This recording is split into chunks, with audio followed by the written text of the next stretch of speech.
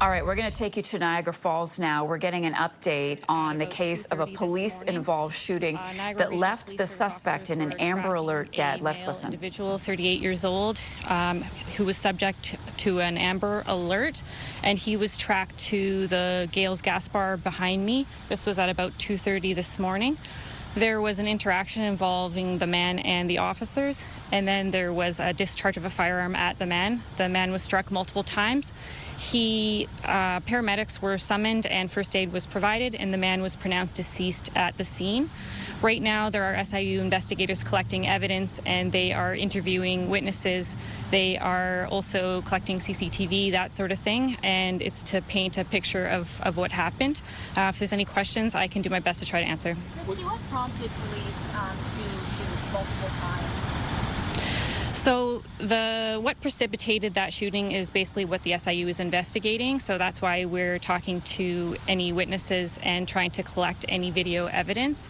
There was a firearm that was recovered at the scene that belonged to the male individual. But as far as what happened prior to the police firing the weapon, that's what we are investigating right now.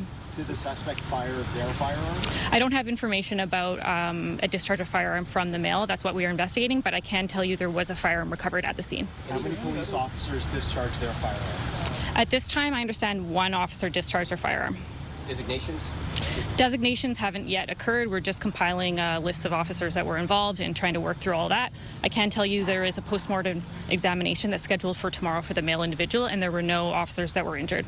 We noticed a large edged weapon beside the vehicle on the scene. What can you tell us about that? It looked almost like a samurai sword. I don't have any information about that kind of weapon. I was told about a firearm that was recovered. That's news to me, what you're talking about. What brought the police to this location? My understanding is that police were tracking this individual, and they ended up boxing in a vehicle that the man was in, and then there were shots fired. Niagara Police may be able to speak more on that, but the focus of the SIU investigation really is the police discharge of firearm and the deceased individual. How many police vehicles are here in the scene? I don't have exact figures on that, but I believe there are at least two, and forensic investigators are currently looking at that and taking photographs, and I understand there'll be a drone and that kind of thing, just in an effort to collect evidence. In the original report, the homicide from yesterday, the suspect had gotten away in a Nissan Click, I believe. This doesn't appear to be that vehicle. What can you tell us about the vehicle involved, your switch?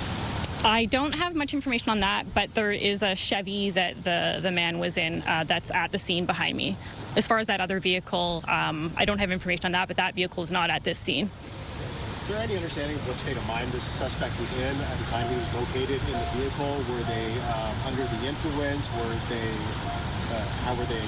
So there was a female that was in the vehicle, and we're attempting to speak with her, but we haven't spoke with her yet. So it's really hard to say what may or may not have been going through her head at the time and what her involvement may or may not have been. And as I said, so the SIU investigation really is focused on the police discharge of firearm and the deceased individual. Of course, we'll be looking to speak with other people who may have seen what happened, but there's also parallel investigations happening with the Peel Regional Police in Brampton, and then there's also the Niagara Regional Police, obviously, who are here on scene as well. How old was that female? I don't have information on her age. I just know that there was a female involved in that Chevy vehicle. Can you speak to what drew this guy out to Niagara Region in general? Do you know? No, I can't. It really is. It's not really part of the SIU's investigation, but it's an important question for sure. Did that female suffer any injuries? Have to go to the hospital? No injuries from anyone other than the deceased individual. Can you speculate on like a timeline for like the initial contact to the shooting itself? About 2:30 this morning, this occurred. There's a booster seat in the car as well. Was there any children in the vehicle at the time? There were no children in the vehicle. Was the female the driver or I believe the female was the driver. That's all the information I have. Thank you. Thank you.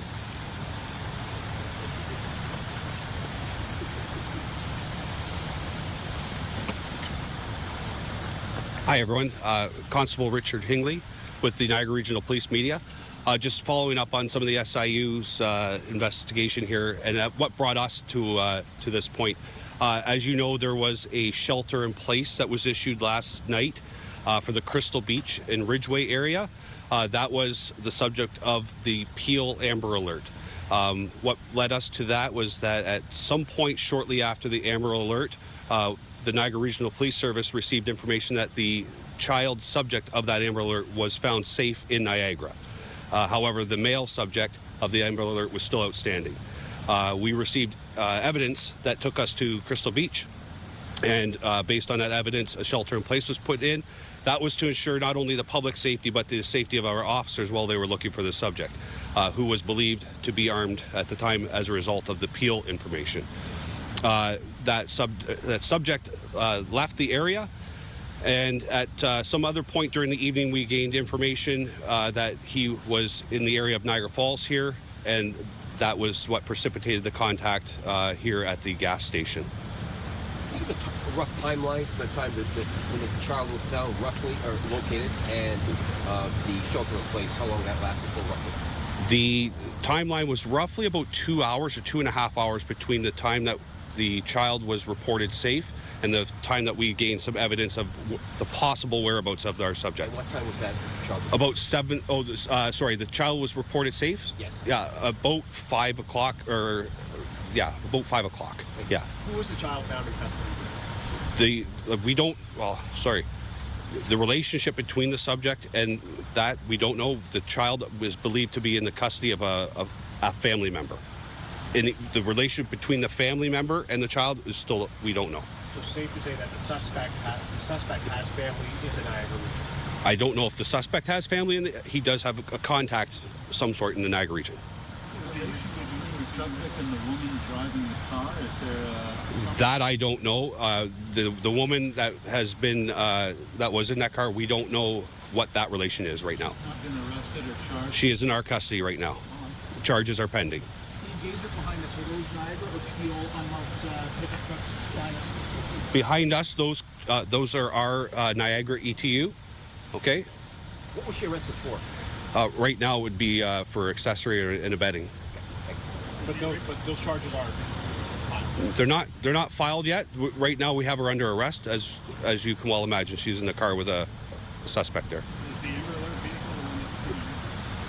vehicle Where the Amber Alert vehicle has been recovered, I don't know, but my understanding that vehicle has been recovered. Can you speak more to what was, I guess, number 6 on the ground there? It looked like a machete or something. I can't. I didn't get that close to the scene, sir, to go over evidence, and that evidence would be subject to the SIU.